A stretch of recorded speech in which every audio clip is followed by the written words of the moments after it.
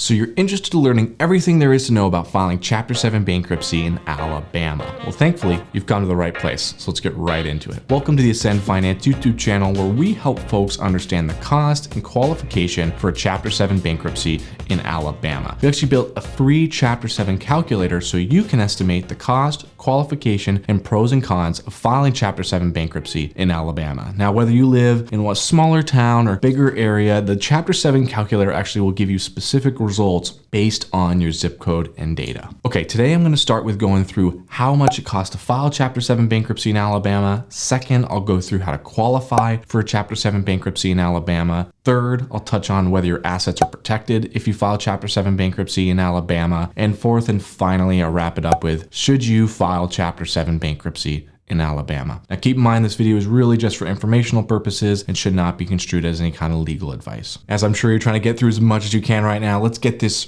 going and get right into how much it costs to file in Alabama. When it comes to filing Chapter 7 bankruptcy, there are several factors an attorney may consider when estimating a total all-in cost estimate to file. Now to clarify, here's a few things that an attorney may look at when they're trying to determine how much they may charge someone for a Chapter 7 bankruptcy. First, it could be due to the complexity of the case. So the more complex it is, the more they may charge. Another one could be how urgent the person needs to file. Third, the years of experience the attorney has. So if they've been doing this for a long time, they may charge more than someone that just started filing. Now, fourth, the potential client's cash flow. Now, this is not always the case, but sometimes attorneys may charge less depending on the cash flow of the client they are help filing. And then five, the location. So it really is more state-based depending on where they're at, but sometimes it can get real granular depending where you are in the state, as they may charge more or less depending where you're at. Okay, so now that we kind of touched on a little bit of each of them, I want to go into each piece in depth. So let's first look at the complexity of the case. So this is generally going to refer to whether or not you have any assets you like protected. So if the client has assets, it can sometimes take longer for the attorney to file the case. There's more work involved, all the above. Next,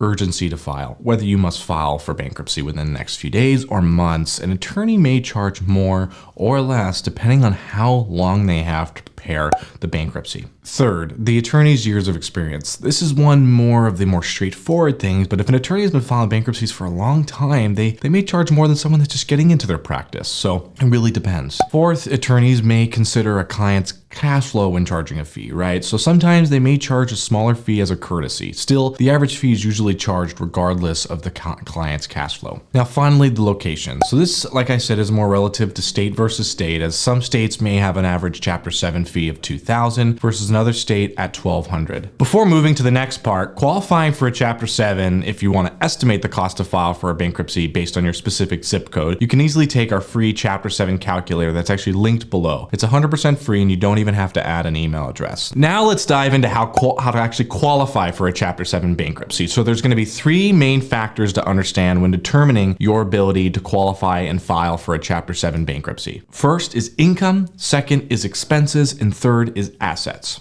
Each state has an income limit set for your household size, considered the means test income limit. Now I'm going to put the income limit for the state on the screen, but keep in mind that the means test updates every so often. That being said, you can take the free calculator that's actually linked in the description below that can be helpful to understand the most up-to-date means test data for estimating your qualification for Chapter 7. Now let's talk about expenses, as the means test has a couple of parts. The first part mainly considers your gross household income versus the income limit for your household size. The second part generally considers your disposable income. Sometimes individuals may fail the first part of the means test by making too much money but pass the second part, as the court finds that they don't have enough disposable income. Finally, let's chat through how assets are essential to a Chapter 7 decision-making process. Now, although having assets may not impact your qualification for a Chapter 7, it may impact your decision to file. Almost every state has its exemptions that filers can use to protect certain belongings from being liquidated during the bankruptcy filing process. The main assets folks are worried about losing are their homes and cars.